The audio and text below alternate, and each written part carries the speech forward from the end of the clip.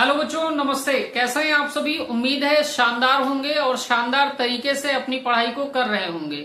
बच्चों, मैं आपका भाई नीरज यादव स्वागत करता हूं आपके अपने परिवार तैयारी विद नीरज में।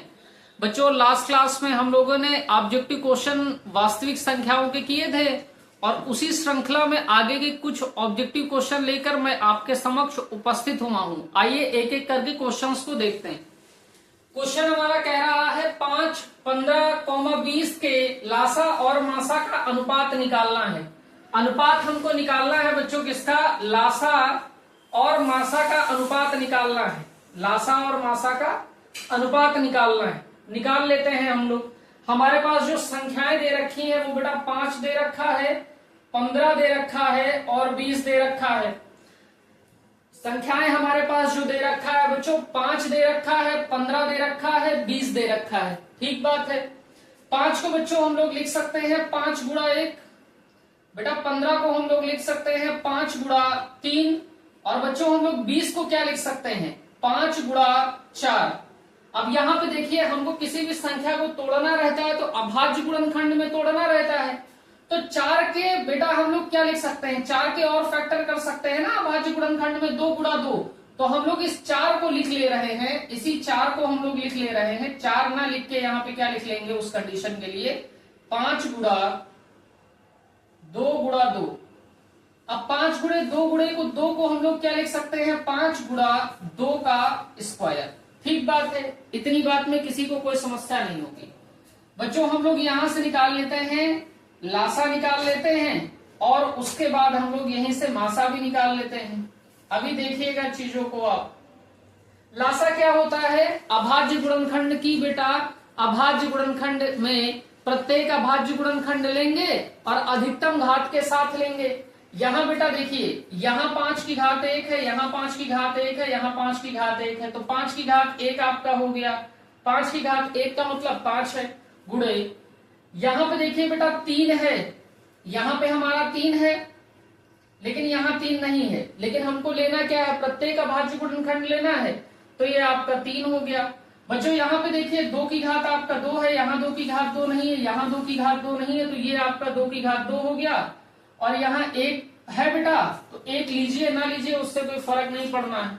तो इसको हम लोग सॉल्व फर्दर नहीं करेंगे क्योंकि अनुपात निकालना है तो कुछ ना कुछ चीजें कटेंगी। आगे देखिए, हमको मासा निकालना है। मासा क्या होता है बेटा? मासा हमारा उभयनिष्ठ अभाज्य गुणनखंड होता है। यहाँ पे देखिए उभयनिष्ठ क्या है बच्चों, तो आप देखने का प्रयास करिएगा। यहाँ बेटा आपको 5 दिख रहा है, यहाँ 5 दिख रहा है और यहाँ 5 दिख रहा है। तीनों में 5 की घात 1 हमारा उभयनिष्ठ है, तो 5 हम लोगों ने लिख लिया। यहाँ बेटा 1 है, यहाँ 3 है, यहाँ 2 का स्क्वायर है, तो कुछ भी उभयनिष्ठ और नहीं है। तो हमारा जो मासा हो जाएगा वो बच्चों 5 हो जाएगा। लासा के स्थान पे लासा रख दीजिए, मासा के स्थान पे मासा रख दीजिए। लासा हमारा कितना दे रखा है? 5 गुणा 3 गुणा 2 की घात 2 बटे में कितना आ गया? 5। तो 5 का नाम आपका 5 हो गया। बचा कितना? 3 बचा। और 2 की घात 2 को हम लोग 4 लिख लेंगे, बटा 1 लिख लेंगे। 3 को 4 से गुणा कर लेंगे, 12 हो गया। और बटा 1, इसको हम लोग क्या लिख सकते हैं? अनुपात के केस में 12 अनुपात 1। और यही हमारा क्या हो गया? राइट आंसर हो गया। विकल्प हमारा कौन सा सही है बच्चों? तो हम लोग कहेंगे विकल्प हमारा डी सही है। अगला क्वेश्चन आप लोग देखिए। अगला क्वेश्चन आप देखिए, कह रहा है निम्न में से कौन सी संख्या अपरिमेय संख्या है? निम्न में से कौन सी संख्या अपरिमेय संख्या है? बच्चों मैंने आपको बता रखा है अपरिमेय और परिमेय संख्या कैसे आपको निकालनी है। मैंने कहा अगर कहीं भी आपको रूट का केस दिखता है तो आप देख लीजिए, जिन संख्याओं का पूर्ण वर्गमूल निकल आएगा वे संख्याएं आपकी परिमेय होंगी और जिन संख्याओं का पूर्ण वर्गमूल नहीं निकलेगा वे संख्याएं आपकी अपरिमेय संख्याएं होंगी। यहाँ पे बच्चों एक एक करके देख लीजिए आप। यहाँ लिखा है बेटा √12 बटा √3। इस √12 को हम लोग लिख सकते हैं बच्चों, इस √12 को हम लोग लिख सकते हैं, 12 को हम लोग क्या लिख सकते हैं? तो आप कहेंगे सर इसको हम लोग 4 गुणा 3 लिख सकते हैं और बटा में √3 है ही हमारे पास। अब बेटा ये कंप्लीट रूट है तो इसको सेपरेट भी तो किया जा सकता है, यानी इसको √4 गुणे √3 बटा √3 लिखा जा सकता है। आप कहेंगे बिल्कुल लिखा जा सकता है। बेटा √3 से √3 कैंसिल आउट हो गया, हमारे पास बचा कितना, √4/1। √4 हमारा कितना होता है बच्चों, 2 होता है, और बटा 1 हमारे पास दिया ही है। अब आप मेरी बात को समझिए, पहली कंडीशन क्या होती है बेटा, किसी भी संख्या को चेक करने की, हमसे कह रहा अपरिमेय संख्या निकालनी है। अपरिमेय संख्या का मतलब है कि हमारी इन 3 कंडीशंस में से किसी एक कंडीशन को भी अनफॉलो कर देगा तो नंबर हमारा अपरिमेय होगा। पहली कंडीशन है P/Q के फॉर्म में इसको नहीं होना चाहिए। सेकंड कंडीशन क्या है, Q does not equal to हमारा 0 नहीं होना चाहिए। थर्ड कंडीशन हमारी क्या है कि P और Q हमारे पूर्णांक होने चाहिए, P और Q पूर्णांक होने चाहिए। ये तीनों कंडीशन बेटा किसकी हैं, परिमेय संख्या की, कि P/Q के फॉर्म में नंबर है तो परिमेय है, Q does not equal to 0 है तो परिमेय है, P तथा Q पूर्णांक है तो परिमेय है। इन कंडीशंस में से अगर किसी भी कंडीशन को नंबर सेटिस्फाई नहीं करता है, तीनों में से कोई एक कंडीशन भी नंबर सेटिस्फाई नहीं करता है, तो वो नंबर बेटा परिमेय नहीं होगा। और परिमेय नहीं होगा इसका मतलब नंबर कैसा हो जाएगा, अपरिमेय हो जाएगा। तो यहां देखिए बेटा P/Q के फॉर्म में भी है, Q does not equal to 0 भी है, और 2 भी एक पूर्णांक है, 1 भी एक पूर्णांक है, यानी ये संख्या तो परिमेय हो गई। अगर ये संख्या परिमेय है बेटा तो ये हमारा विकल्प क्या है, गलत हो गया। हमको निकालना क्या है, अपरिमेय। अब यहाँ √7 लिखा हुआ है, √7 को बेटा हम √7/1 लिख सकते हैं। पहली कंडीशन हमारी फॉलो हो रही है, P/Q के फॉर्म में है। सेकंड कंडीशन भी हमारी फॉलो हो रही है कि Q does not equal to 0 है। लेकिन बच्चों अगर बात हम थर्ड कंडीशन की करें तो √7 हमारा जो होता है वो पूर्णांक नहीं होता है। तो ये बेटा √7 हमारा पूर्णांक नहीं है, यानी कि हमारा ये जो √7 लिखा हुआ है ये संख्या हमारी कैसी है, परिमेय संख्या नहीं हो। परिमेय संख्या नहीं है तो संख्या कैसी, अपरिमेय। तो यही विकल्प हमारा सही है। आगे आप देखना चाहें तो देख लीजिए, होल रूट में लिखा हुआ है 4/9, इसको हम लोग लिख सकते हैं सेपरेट रूट में √4/√9। तो ये हमारा √4 2 हो जाएगा और √9 हमारा 3 हो जाएगा। P/Q के फॉर्म में है, Q does not equal to 0 है, और 2 भी पूर्णांक है, 3 भी पूर्णांक है, यानी संख्या परिमेय संख्या होगी। √81 हमारा 9 होता है, 9 को हम लोग बच्चों 9/1 लिख लेंगे। PQ के फॉर्म में भी है, Q does not equal to 0 है, 9 भी पूर्णांक है और 1 भी पूर्णांक है।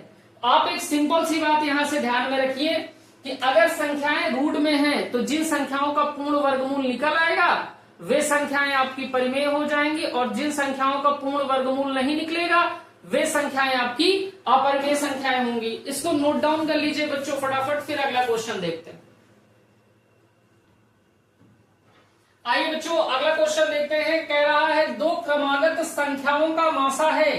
क्रमागत संख्या बेटा क्या है, जैसे हम कहें 2 की क्रमागत संख्या क्या है तो आप कहेंगे 3। तो बेटा इसका मासा निकालना है। 2 को आप क्या लिख सकते हैं, 2 को आप लिख सकते हैं 2 गुणा 1। 3 को आप क्या लिख सकते हैं, 3 गुणा 1। तो बेटा इनमें उभयनिष्ठ कितना मिलेगा आपको, 1 ही तो मिलेगा। दूसरे उदाहरण से आप देखना चाहें तो आप 5 ले लीजिए और 5 की क्रमागत संख्या आपकी 6 होगी। बेटा हम 5 को क्या लिख सकते हैं, 5 को हम लिख सकते हैं 5 गुणा 1, और 6 को हम क्या लिख सकते हैं बेटा, 6 को 1 तो हम 6 गुणा 1 लिख सकते हैं। आप कहेंगे इसको और तोड़ा जा सकता है तो हम क्या लिख सकते हैं, 2 गुणा 3 गुणा 1। इसमें और इसमें बेटा क्या कॉमन मिल रहा, तो आप कहेंगे केवल 1 ही हमको कॉमन मिल रहा है। तो कॉमन जो होगा वही तो मासा होगा। तो हमारा मासा कितना होगा, कह रहा क्रमागत संख्याओं का मासा, तो क्रमागत संख्याओं का मासा कितना होगा, 1 होगा बच्चों। आगे कह रहा यदि m तथा n 2 अभाज्य संख्याएं हैं तो उनका मासा है। बेटा कह रहा है कि यदि m तथा n अभाज्य संख्याएं हैं तो उनका मासा है। बेटा अभाज्य संख्या एक आप ले लीजिए 2 और दूसरी अभाज्य संख्या आप ले लीजिए 3, इनका मासा आप निकालिए। तो ये बेटा 2 को हम लोग लिख सकते हैं 2 गुणा 1 और 3 को हम लोग लिख सकते हैं 3 गुणा 1। बेटा उभयनिष्ठ कितना आ रहा, 1। तो हमारा जो HCF निकल रहा है यहाँ कितना निकल रहा है, 1। बेटा दूसरी संख्याओं को लेके चेक कर लीजिए। एक हमारी अभाज्य संख्या 5 ले लीजिए और दूसरी हमारी अभाज्य संख्या बेटा 7 ले लीजिए। 5 को हम लोग लिख सकते हैं क्या, 5 गुणा 1। 7 को हम लोग क्या लिख सकते हैं बेटा, 7 गुणा 1। यहाँ पे हमारा उभयनिष्ठ कितना आ रहा है, 1। तो हमारा यहाँ से HCF कितना होगा बेटा, 1। तो आई होप ये बात आप समझ पा रहे होंगे। तो हमारा अगर कोई m है और कोई और दोनों संख्याएं हमारी अभाज्य संख्याएं हैं, उनका मासा निकालने की बात होगी बेटा, तो मासा हमारा कितना आएगा, 1 आएगा। तो अगर क्रमागत संख्या कहेगा तो भी हमारा मासा 1 रहेगा, और किन्हीं दो अभाज्य संख्याओं का मासा निकालने को कहा जाएगा तो भी आपका 1 रहेगा। अगला क्वेश्चन देखिए बच्चों, अगला क्वेश्चन देखिए बच्चों, क्वेश्चन हमसे कह रहा है सबसे छोटी भाज्य संख्या है। बेटा भाज्य संख्या क्या होती, अगर हम लोग बात भाज्य संख्या की करते हैं तो हम लोग कहते हैं ऐसी संख्याएं जिनके ऐसी संख्याएं जिनके 2 से अधिक गुणनखंड होते हैं,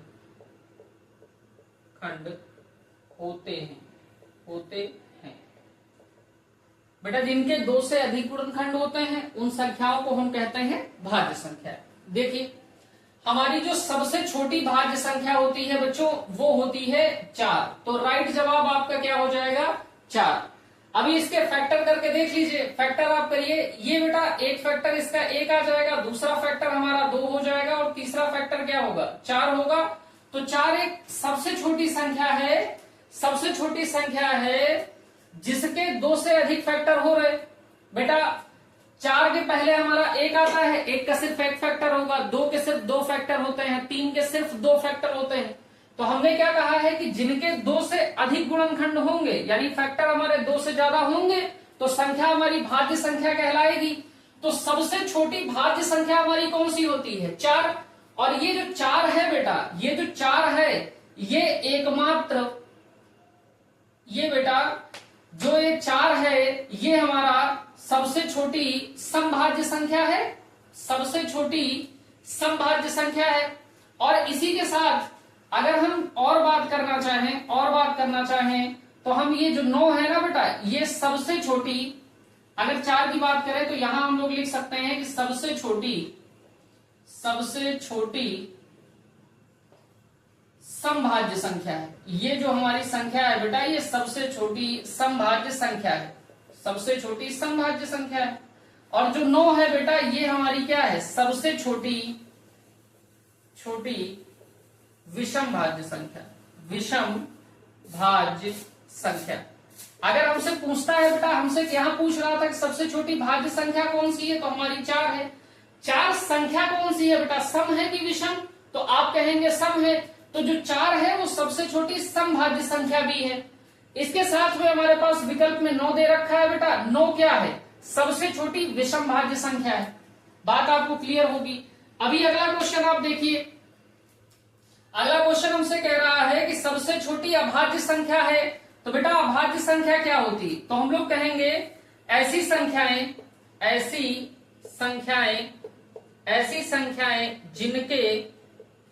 जिनके सिर्फ 2 गुणनखंड होते हैं, सिर्फ 2 गुणनखंड होते हैं।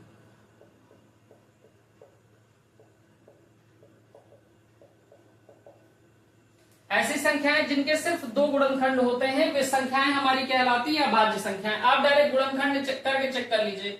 इसको बेटा 1 से भी डिवाइड किया जा सकता है, 2 से भी डिवाइड होगा और ये 4 से भी होगा। तो ये संख्या हमारी अभाज्य संख्या नहीं है, ये संख्या हमारी कैसी है, भाज्य संख्या। हमसे पूछ रहा अभाज्य, तो ये विकल्प हमारा सही नहीं होगा। 9 को देखिए बेटा, तो इसका एक गुणनखंड 1 होगा, इसका एक गुणनखंड 3 होगा, इसका एक गुणनखंड 9 होगा। इसके गुणनखंड 2 से ज्यादा हो रहा है, यानी ये संख्या भी हमारी कैसी है, अभाज्य संख्या नहीं है। बेटा 2 की बात कर लीजिए, एक गुणनखंड इसका 1 है और एक गुणनखंड इसका 2 है, इसके गुणनखंड तो 2 हो रहे। और बेटा 3 की बात कर लीजिए, तो इसका एक गुणनखंड 1 है, इसका गुणनखंड 3 है। तो हम कहेंगे 2 और 3 में हमारा छोटा कौन है, 2 ही तो छोटा है। तो सबसे छोटी बेटा जो हमारी अभाज्य संख्या है वो कैसी है, कौन है, वो 2 है। और बेटा ये जो 2 है ये बेटा इवन है या ऑड है, यानी सम है या विषम, तो आप कहेंगे ये संख्या हमारी सम है। तो ये जो 2 है बेटा ये एकमात्र सम अभाज्य संख्या है, एकमात्र सम अभाज्य संख्या है। और यही बेटा हमारी जो संख्या है सबसे छोटी सम अभाज्य संख्या। ये जो दो है बच्चों, ये हमारी क्या है, एकमात्र सम अभाज्य संख्या भी है और सबसे छोटी सम अभाज्य संख्या भी है। अगर हमसे ये ना पूछा जाए कि सबसे छोटी अभाज्य संख्या है, सबसे छोटी अभाज्य संख्या है, वो भी उत्तर हमारा दो ही होगा। एकमात्र सम अभाज्य संख्या है, वो भी हमारा दो ही है, और सबसे छोटी सम अभाज्य संख्या वो भी हमारा दो ही है। अगर इस तीन की बात करें तो क्या है तीन, तो हम कहेंगे ये अभाज्य संख्या है, लेकिन इसके साथ में बेटा ये सबसे छोटी विषम अभाज्य संख्या है, विषम अभाज्य संख्या है। इसको साथ में इसीलिए बेटा ले लिया है दोनों क्वेश्चंस को कि चीजें यहां से क्लियर हो जाएं। तो भाज्य संख्याएं क्या होती हैं, जिनके दो से अधिक गुणनखंड होते हैं वो भाज्य संख्याएं क्या होती हैं। हमसे यहाँ पूछ रहा था सबसे छोटी भाज्य संख्या है, तो सबसे छोटी भाज्य संख्या 4 है। 4 को और किस प्रकार से आपसे प्रश्न पूछा जा सकता है, पूछा जा सकता है सबसे छोटी समभाज्य संख्या कौन है, तो भी 4 होगा। और बेटा ये जो 9 होता है ये सबसे छोटी विषम भाज्य संख्या होती है। दूसरा प्रश्न हम लोगों ने लिया है सबसे छोटी अभाज्य संख्या है, वो बेटा हमारी अभाज्य संख्या है, वो हमारा बेटा 2 हो गया। लेकिन और 2 के लिए प्रश्न कैसे पूछा जा सकता है बेटा, पूछा जा सकता है आपसे कि एकमात्र समभाज्य संख्या कौन है, तो भी आपका 2 होगा। दूसरा क्वेश्चन आपसे इससे बन सकता है कि सबसे छोटी समभाज्य संख्या है, वो भी आपका 2 होगा। बेटा 3 के कैसे पूछा जा सकता है कि सबसे छोटी विषम अभाज्य संख्या है, वो आपकी 3 होगी। तो जिन संख्याओं के 2 से अधिक गुणनखंड होंगे वे संख्याएं आपकी भाज्य संख्याएं कहलाएंगी, और जिनके बेटा सिर्फ 2 गुणनखंड होंगे वे अभाज्य संख्याएं कहलाएंगी। सबसे छोटी अभाज्य संख्या आपकी 2 होती है, और 2 हमारी संख्या बाई नेचर सम है, तो सबसे छोटी सम अभाज्य संख्या भी हमारी 2 हो गई, और सबसे छोटी विषम अभाज्य संख्या हमारी 3 हो गई। जिन संख्याओं के 2 से ज्यादा गुणनखंड होते हैं वे संख्याएं भाज्य संख्याएं कहलाती हैं, और सबसे छोटी भाज्य संख्या हमारी 4 होती है, और सबसे छोटी समभाज्य संख्या भी हमारी 4 होती है। सबसे छोटी विषम भाज्य संख्या हमारी बच्चों 9 होती है। तो इस स्लाइड में सारे क्वेश्चंस आप नोट डाउन कर लीजिए फटाफट, फिर आगे क्वेश्चन हम लोग ले लेते हैं। बच्चों देखिए अगला क्वेश्चन क्या कह रहा सबसे छोटी अभाज्य और सबसे छोटी भाज्य संख्या का गुणनफल है। तो अभी मैंने जस्ट आपको बताया है सबसे छोटी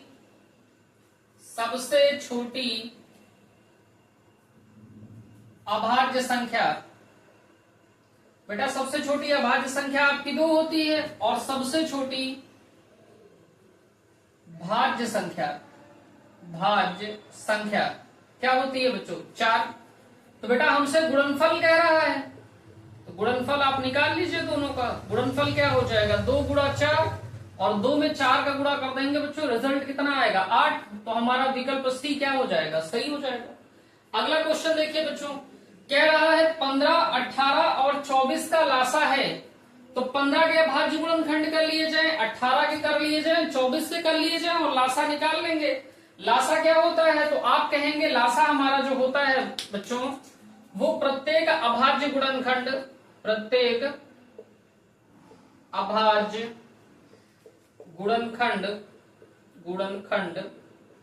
अधिकतम घात के साथ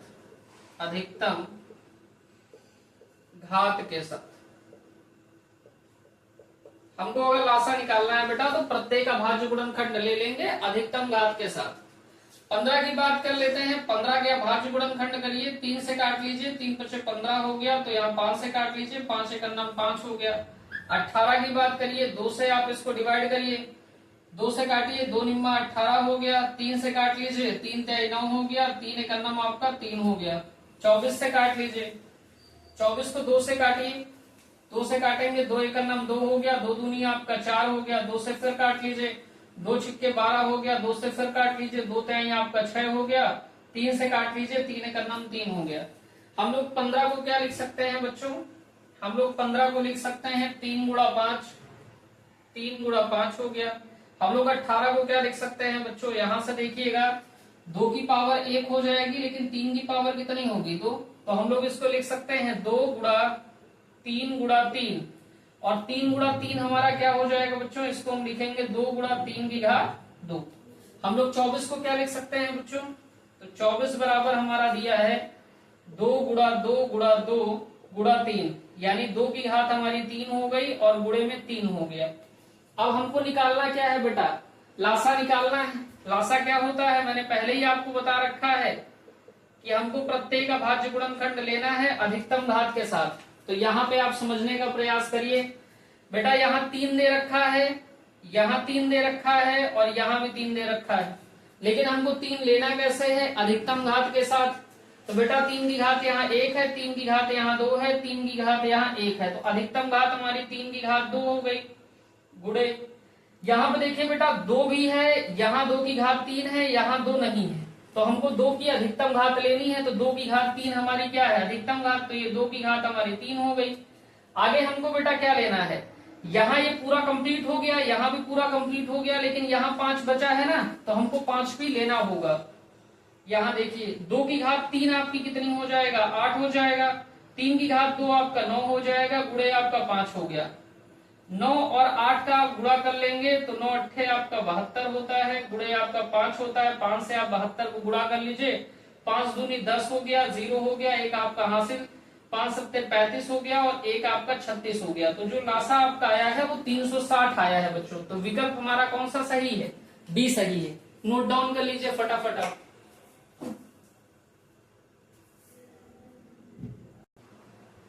क्वेश्चन हमारा बच्चों कह रहा है यदि 65 और 117 के मासा को 65 माइनस 117 के रूप में व्यक्त किया जा सकता है तो m का मान है। विकल्प हमको दे रखे हैं बच्चों, यहाँ पे हमारी बात को समझिएगा। मासा क्या होता है, तो आप कहेंगे कि मासा हमारा सर होता है उभयनिष्ठ अभाज्य गुणनखंड, अभाज्य गुणनखंड न्यूनतम घात के साथ, न्यूनतम घात के साथ। तो हमको सबसे पहले क्या करना है बेटा, हमसे कह रहा है जो मासा निकलेगा ना वो 65 माइनस 117 के रूप का होगा, यानी जो मासा आएगा वो 65 माइनस 117 के बराबर होगा। तो m का हमको मान बताना है बच्चों। तो सबसे पहले हमको क्या करना होगा, 65 और 117 का मासा निकाल लेना है। तो अभाज्य गुणनखंड आप 65 के करिए बेटा। 65 के जब आप अभाज्य गुणनखंड करेंगे, 65 के जब आप अभाज्य गुणनखंड करेंगे तो यहां से आप क्या कह सकते हैं कि हमारा जो होगा 65 वो 5 से कट जाएगा। तो 5 से आप काट लीजिए, 5 एक अन्नम आपका 5 हो गया, यहाँ 1 बचेगा तो 15 हो जाएगा, 5 से आपका 15 हो गया, 13 से आप काट लीजिए, 13 एक अन्नम आपका 13 हो गया। अभी आपको कैंसिल आउट करना है 117 को, तो 117 ये आपका हो गया। अब 117 आपसे 2 से तो डिवाइड नहीं होगा, 3 से आप काट के देखिए, 3 से आप काटिए तो 3 3 आपका 9 हो गया, यहाँ बचेगा 2, तो 2 आप जैसे ही लिखेंगे तो 27 हो जाएगा और ये आपका हो जाएगा 3 निम्मा 27 हो जाएगा। 3 से आप काट लिए, 3 एक अन्नम 3 हो गया और 3 3 आपका 9 हो गया। आप 13 से काट लीजिए, 13 एक अन्नम आपका 13 हो गया। तो 65 को बच्चों हम लोग क्या लिख सकते हैं, 65 हमारा जो हो गया है वो 5 गुणे 13 हो गया है, और जो हमारा 117 हो गया है इसको हम लोग क्या लिख सकते हैं, 3 गुणा 3 गुणा 13, 3 गुणा 3 गुणा 13। अब मेरी बात को समझने का प्रयास करिएगा। मैंने आपसे कहा जो हमारा HCF होता है, यानी जो हमारा मासा होता है वो बेटा उभयनिष्ठ अभाज्य गुणनखंड होता है। यहाँ पे देखिए 5 यहाँ है लेकिन 5 यहाँ नहीं है, यहाँ पे बेटा 3 का स्क्वायर है लेकिन 3 का स्क्वायर नहीं है, यानी जो हमारा मासा हो गया वो बेटा 13 हो जाएगा। क्यों 13 हो जाएगा, 13 यहाँ भी है और 13 यहाँ भी है, यानी 13 ही दोनों में उभयनिष्ठ है और जो उभयनिष्ठ होगा वही हमारा मासा होगा। तो हमारा जो बच्चों HCF निकल आया है, मासा निकल आया 65 और 117 का, वो किसके बराबर है, 13 का। हमसे कह रहा है इसका जो रूप है वो 165 माइनस 117 के रूप का है, तो हमारा जो मासा हो जाएगा वो इस रूप का हो जाएगा। तो हम कहेंगे 13 बराबर हो गया बेटा 65M माइनस 117 के। अभी आप बात को मेरी समझिएगा, 65M जो है इसको ऐसे लिखा रहने दीजिए, 117 का पक्षांतर कर लीजिए, तो ये 13 हो गया, 117 इधर माइनस में है, इधर आएगा बेटा प्लस में हो गया, 117 बराबर 65M के। तो 65M किसके बराबर हो जाएगा, आप कहेंगे 65M 117 में बेटा 13 जैसे ही आप जोड़ देंगे तो ये आपका 130 हो गया। यहाँ m के साथ मल्टीप्लाई में 65 है, यहाँ m के साथ मल्टीप्लाई में 65 है, इस साइड जाएगा बेटा डिवाइड में जाएगा, तो ये 130 बटे 65 हो गया। तो 65 एक अंदर 65 और 65 दूनी आपका 130 हो गया। m बराबर बच्चों कितना आ गया 2। तो आप कहेंगे m का जो मान निकल के आया है बच्चों वो 2 आया है, तो विकल्प हमारा बच्चों दूसरा सही हो जाएगा, बी विकल्प हमारा सही है। नोट डाउन कर लीजिए आप लोग इसको।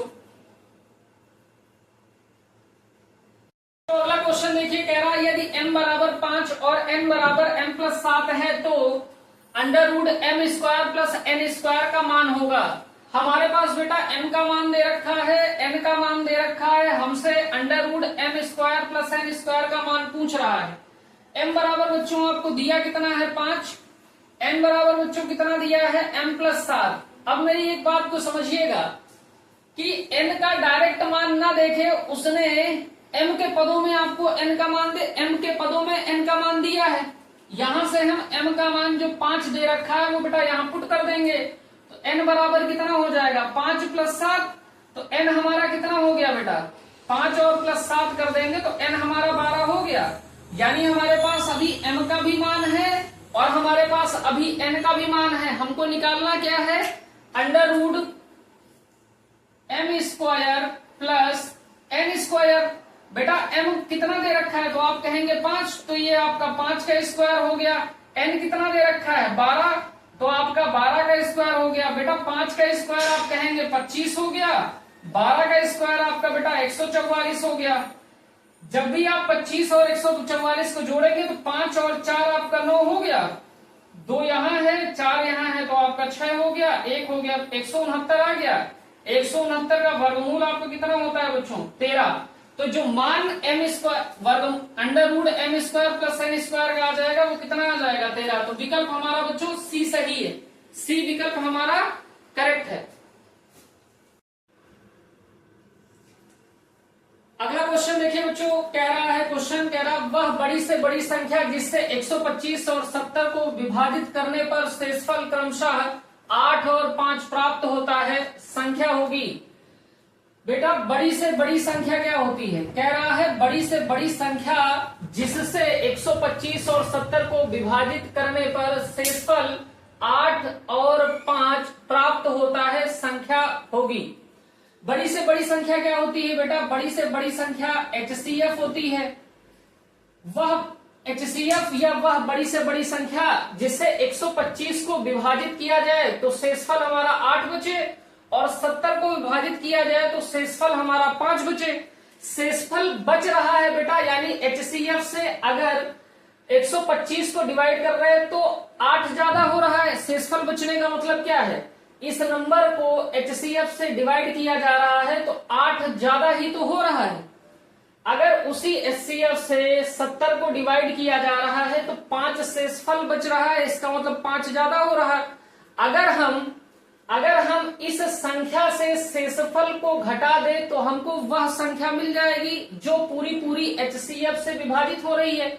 अगर हम 70 में से 5 को घटा देते हैं तो हमें वह संख्या मिल जाएगी जिससे जो पूरी विभाजित हो रही है। तो हम संख्या निकाल लेते हैं पहले जो पूरी विभाजित हो रही है, यानी ये जो संख्या हमको दे रही है इस संख्या में से हमें शेषफल को माइनस करना होगा। तो हमारे पास संख्या दे रखी है पहली 125 और शेषफल विभाजित होने पे एलसीएम से विभाजित करने पर शेषफल 8 बच रहा है, तो 8 हम माइनस कर देंगे, यहां से ले लेंगे कैरी, यहां हो जाएगा 15, 15 से आप 8 घटा देंगे तो 7 बचेगा, यहां आपका 1 बचेगा, 1 बचेगा। 117 वह संख्या है जो बड़ी की से बड़ी संख्या से पूर्णतया विभाजित होगी। आगे देखिए 70 को जब HCF से डिवाइड किया जाता है तो शेषफल हमारा 5 बचता है, तो 5 ज्यादा है तो 5 हम घटा दे रहे हैं, 70 में से 5 घटा देंगे तो 65 बचेगा। यानी 65 बड़ी से बड़ी संख्या से पूरा विभाजित है। तो बड़ी से बड़ी संख्या निकालने का मतलब है बच्चों की हमको निकालना है HCF, और संख्याएं हमारे पास दे रखी हैं 117 और 65। बेटा 117 के आप अभाज्य गुणनखंड करिए, 3 से आप इसको काट लीजिए, 3 टाइम आपका 9 हो जाएगा, 2 बचेगा, 27 हो जाएगा, 3 निम्मा आपका 27 हो जाएगा, 3 से काटिए, 3 एक नम 3 हो गया, 3 तिहाई आपका 9 हो गया, 13 से काट लीजिए, 13 एक नम आपका 13 हो गया। 65 को देख लीजिए, 65 को बेटा 5 से डिवाइड करिए, तो 5 से डिवाइड करेंगे तो 5 एक नम 5 हो जाएगा, एक बचेगा बेटा 5 तिहाई 15, 13 से काट लीजिए, 13 एक नम 13। हमको यहाँ देखना है HCF कितना होगा, तो 117 हमारा है 3 गुणा 3 गुणा 13, यानी हम 117 को कह सकते हैं बेटा 3 का स्क्वायर गुणे 13, और 65 को हम लोग लिख सकते हैं 5 गुणे 13। HCF क्या होता है बेटा, उभयनिष्ठ अभाज्य गुणनखंड न्यूनतम घात के साथ, तो उभयनिष्ठ अभाज्य गुणनखंड हमारे 13 हैं, यानी हमारा HCF 117 और 65 का कितना हो जाएगा 13। तो बच्चों वह बड़ी से बड़ी संख्या हमारी 13 है, वह बड़ी से बड़ी संख्या हमारी 13 है, जिससे 125 को विभाजित किया जाएगा तो शेषफल 8 मिलेगा, और 70 को विभाजित किया जाएगा तो शेषफल हमारा 5 मिलेगा। अब इस तरीके के सवालों हमारा विकल्प जो बच्चों हो गया है वो कौन सा सही है, तो आप कहेंगे विकल्प बी सही है। अब इसको बेटा शॉर्ट फॉर्म में समझ लीजिए कि क्या करना है ऐसे सवालों में। तो जब भी आपसे कहेगा कि आपको निकालनी है वह बड़ी से बड़ी संख्या जिससे संख्या दी रहे विभाजित करने पे शेषफल कहे इतना प्राप्त होगा तो संख्या होगी, तो आपको क्या करना है, जब भी बड़ी से बड़ी संख्या की बात करेगा तो आपको निकालना HCF है, क्योंकि बड़ी से बड़ी संख्या वही होती जिससे इसको डिवाइड कर दिया जाए तो शेषफल इतना प्राप्त होगा। शेषफल अगर प्राप्त हो रहा है यानी ज्यादा संख्या है तो शेषफल से हमको संख्या से क्या करना है, संख्या से शेषफल बेटा घटा देना है, शेषफल घटाना है, और प्राप्त संख्या का HCF लेना है। हम लोगों ने क्या किया है, 125 संख्या थी, शेषफल 8 हो रहा था, यानी 8 ज्यादा था तो 8 घटा दिया, संख्या 117 मिल गई। 70 में 5 शेषफल बच रहा था, यानी 5 ज्यादा था, 5 घटा दिया तो 65 हो गया। हम लोगों ने क्या किया, 117 और 65 का HCF निकाल लिया है। HCF हमारा 13 आ गया है, और 13 ही वह संख्या है, 13 ही वह बड़ी से बड़ी संख्या है जिससे 125 और 70 को विभाजित किया जाए तो शेषफल क्रमशः 8 और 5 प्राप्त होता है। नोट कर लीजिए बच्चों इस क्वेश्चन को, और अगला क्वेश्चन देखिए। आइए बच्चों अगला क्वेश्चन हम लोग देखते हैं। क्वेश्चन कह रहा है वह बड़ी से बड़ी संख्या जिससे 38 तथा 45 को विभाजित करने पर शेषफल क्रमशः 2 और 3 प्राप्त होता है, संख्याएं होंगी। बड़ी से बड़ी संख्या, बड़ी से बड़ी संख्या, बड़ी से बड़ी संख्या का मतलब क्या है, HCF, कि वह HCF संख्या कौन सी होगी जिससे 38 को विभाजित किया जाए तो शेषफल 2 होगा, और 45 को विभाजित किया जाए तो शेषफल हमारा 3 होगा।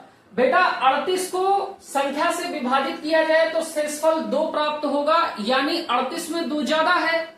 45 को विभाजित किया जाएगा संख्या से तो शेषफल हमारा 3 प्राप्त होता है, यानी संख्या में 3 ज्यादा है। अगर 3 ज्यादा है तो 3 हम घटा दें, हमारे पास कह रहा हमारे पास संख्या है 38, और 38 को जब संख्या बड़ी से बड़ी संख्या से विभाजित किया जाता है तो शेषफल 2 प्राप्त होता है। तो 38 में ज्यादा कितना है, 38 में 2 ज्यादा है, तो 38 से 2 माइनस कर दीजिए।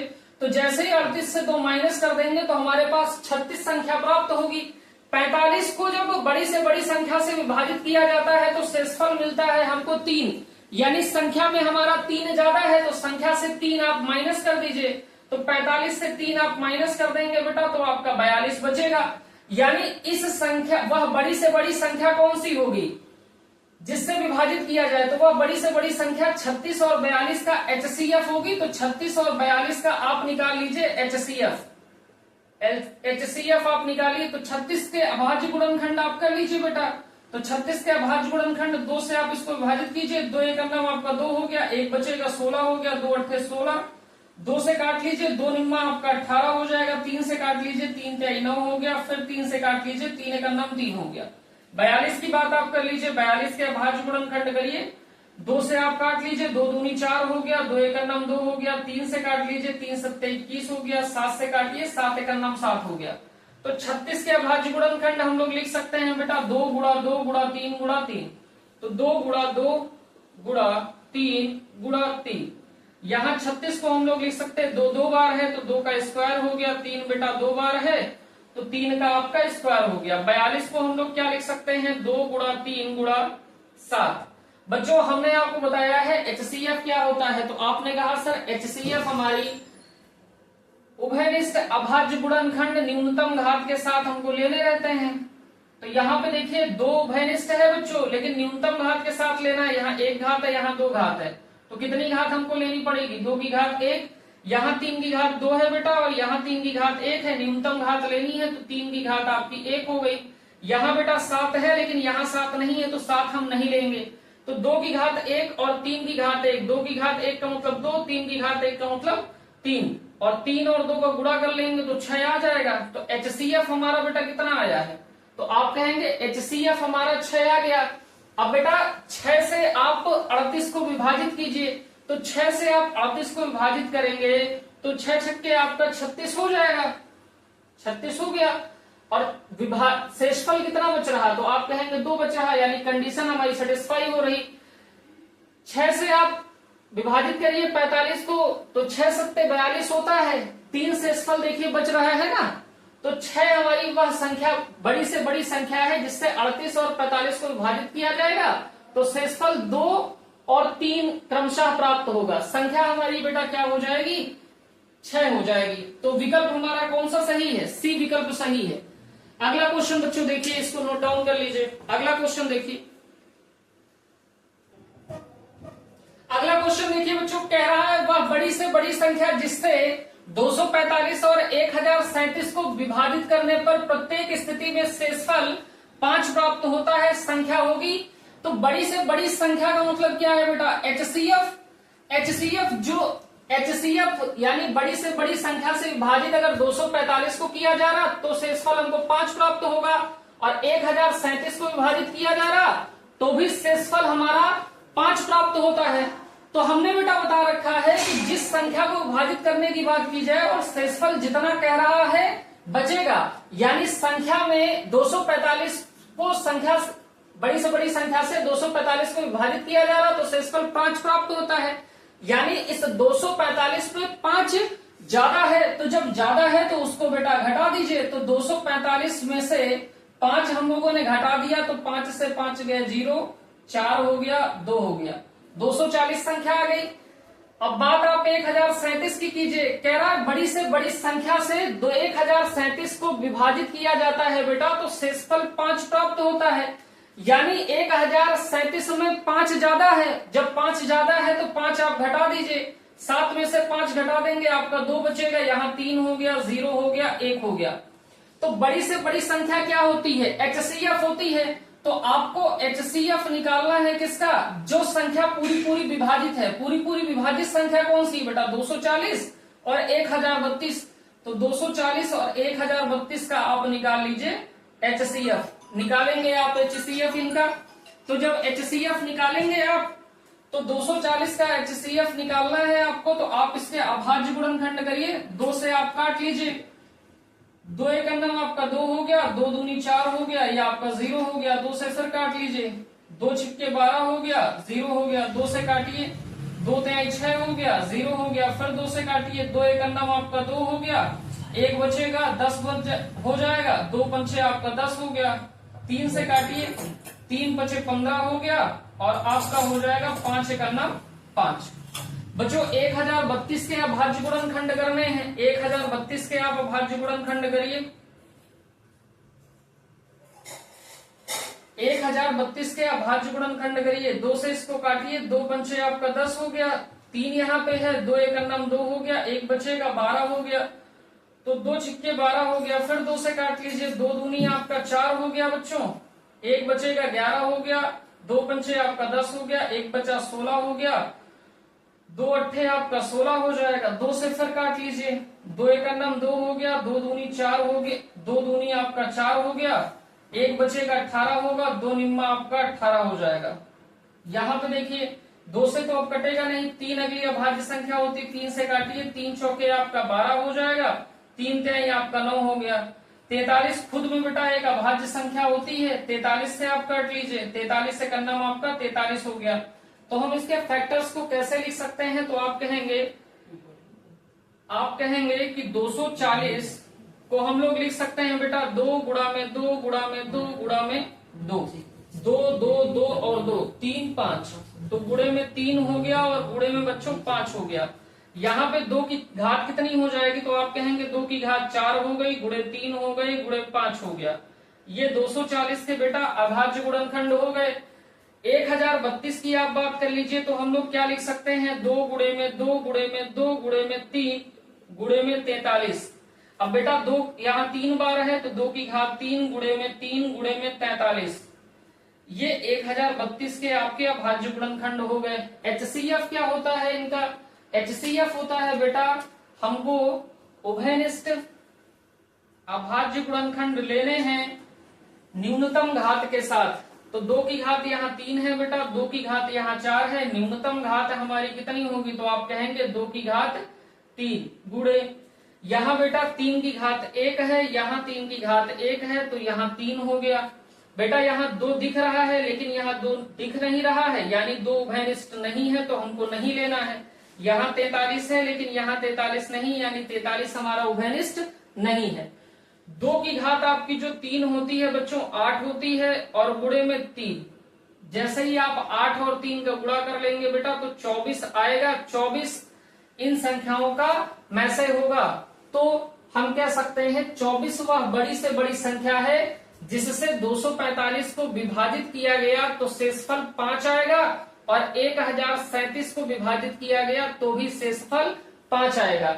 तो बच्चों 24 हमारा राइट आंसर है जो कि विकल्प सी में है। तो बच्चों आज की क्लास हम लोग यहीं तक रखते हैं। अगर सेशन आपको पसंद आता है तो ज्यादा से ज्यादा बच्चों के साथ क्लास को साझा कीजिए। आज की क्लास यहीं तक। जय हिंद।